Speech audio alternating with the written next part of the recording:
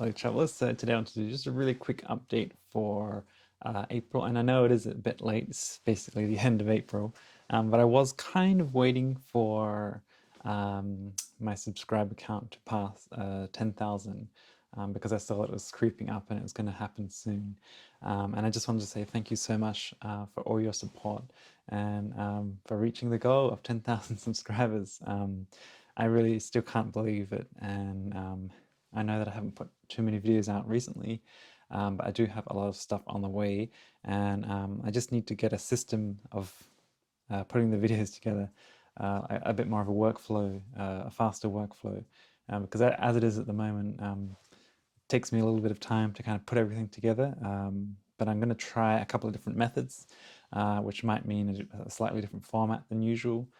So I might do more like talk to camera directly rather than write a whole script and do a voiceover. So let me know what you think about that.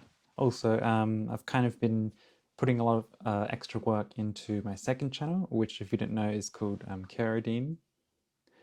And I'll put a link to subscribe in the corner. With that one, I do a lot more music-based stuff. Recently, I did a sound test with this bass guitar. Got a few more things on there I'm going to be doing, like guitar sounds, more drum sounds.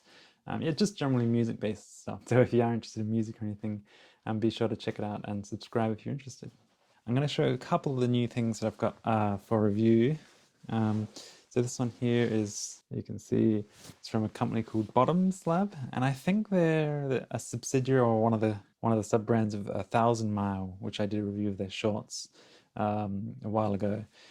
So these are kind of like a cotton blend with nylon chinos. Got two colors and sizes there.